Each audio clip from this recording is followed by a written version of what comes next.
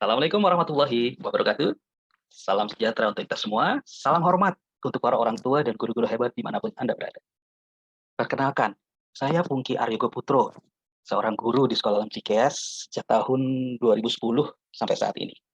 Alhamdulillah, selama waktu tersebut saya merasa selalu bahagia karena setiap hari selalu bertemu dengan anak-anak yang menyenangkan hati. Izinkan saya mengucapkan selamat menjalankan ibadah puasa di bulan Ramadan ini. Semoga puasanya lancar ya selalu. Baik.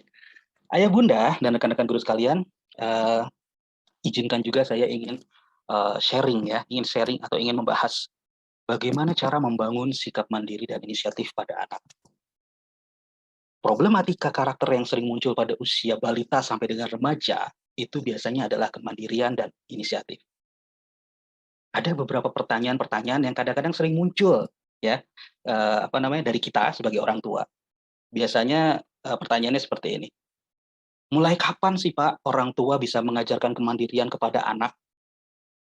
Atau, kenapa ya anak saya ini belum bisa mandiri dan inisiatif loh seperti anak orang lain, ya?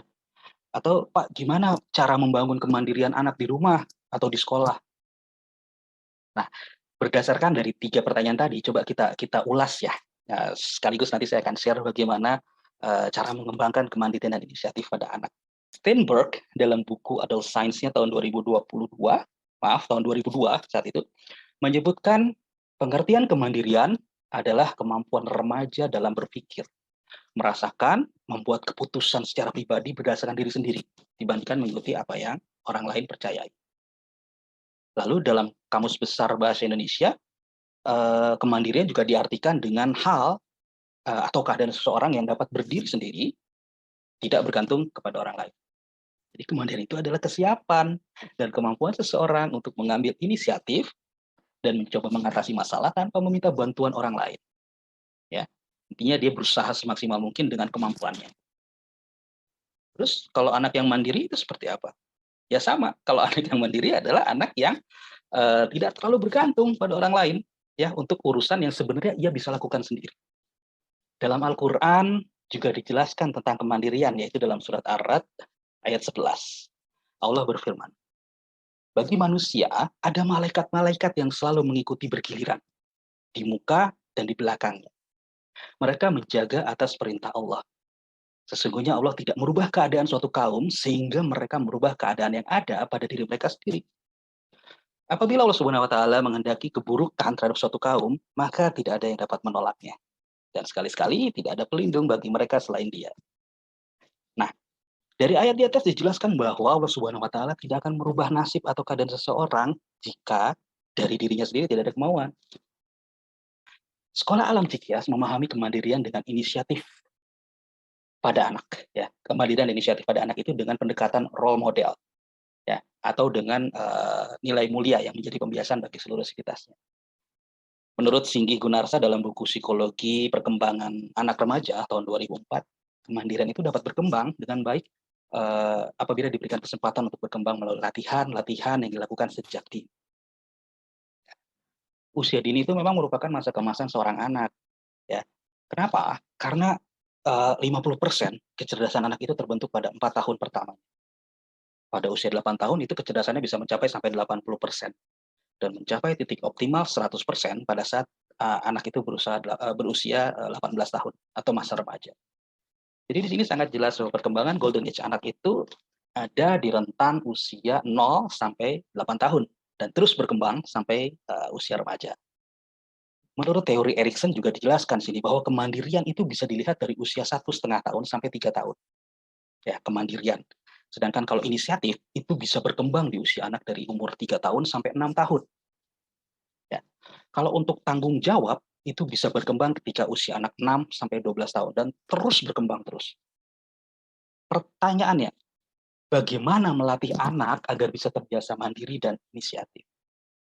Insya Allah saya akan share, berbagi ya, 4 langkah atau 4 tips lah ya, yang bisa dilakukan orang tua untuk bisa mengembangkan kemandirian dan inisiatif pada anak.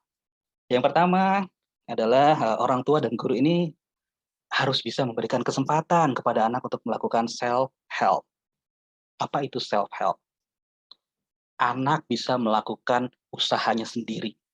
Misalnya, makan, minum sendiri, ke toilet sendiri, bisa pakai baju sendiri, pakai tali sepatu sendiri, ya, atau wudhu, sholat sendiri, ya.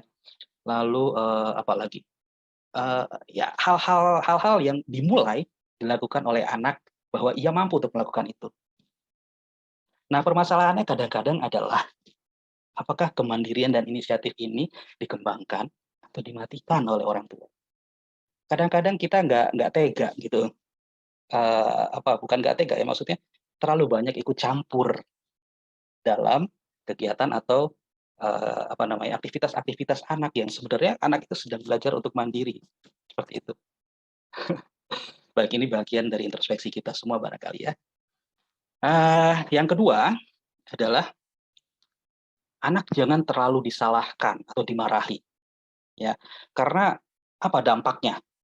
Dampak dari kita selalu menyalahkan anak atau memarahi anak gitu ya, ini akibatnya anak jadi takut, sehingga kepercayaan dirinya berkurang dan inisiatifnya juga jadi hilang gitu. Satu hal penting lainnya adalah berikan penghargaan dalam bentuk pujian atas kemandirian dan inisiatif yang ditujukan anak. Baik. Yang ketiga, ajak anak untuk diskusi tentang hal-hal yang menjadi tanggung jawabnya. Contoh begini, jam 5 pagi adalah waktunya sholat subuh, lalu dilanjutkan mandi pagi pukul 5.15. Nah, ini adalah kesepakatan yang sudah dibangun antara orang tua dan anak. Cara melatih kemandirian dan inisiatifnya, ya dengan cara menggunakan kalimat tanya, bukan kalimat perintah. Contohnya begini, "Kakak, Dedek, sekarang sudah jam berapa dan waktunya apa?" Biarkan anak menjawab dan melakukan hal-hal yang semestinya ia lakukan di jam tersebut. Jika hal ini dilakukan berulang-ulang, maka alam bawah sadarnya akan terkonsep secara mandiri. Baik. Nah, yang keempat, ayah, bunda, rekan guru sekalian, berikan kesempatan yang seluas-luasnya kepada anak untuk membangun interaksi sosial dengan orang lain, agar ia bisa mencontoh dan belajar hal-hal baru. Sehingga biarkanlah anak kita bereksplorasi, bertemu dengan orang, melihat, mencontoh, sehingga dia bisa mendapatkan gambaran hal-hal yang baik tentunya ya. Baik, saya akan menyimpulkan bahwa kemandirian akan menjadikan anak menjadi lebih inisiatif. Kemandirian dan inisiatif akan menjadikan anak menjadi lebih bertanggung jawab. Demikian, ayah bunda dan rekan guru sekalian, sedikitlah sharing dari saya terkait bagaimana caranya mengembangkan anak menjadi lebih mandiri dan lebih inisiatif.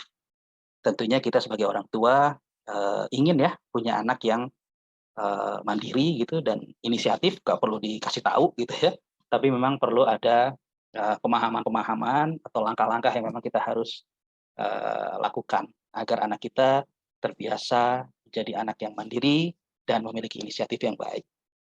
Demikian Bapak Ibu, Ayah Bunda, rekan guru sekalian, sedikit sharing lah dari saya di bulan Ramadan ini, semoga bisa bermanfaat dan menjadi pengingat juga buat saya pribadi. Baik, terima kasih. Assalamualaikum warahmatullahi wabarakatuh.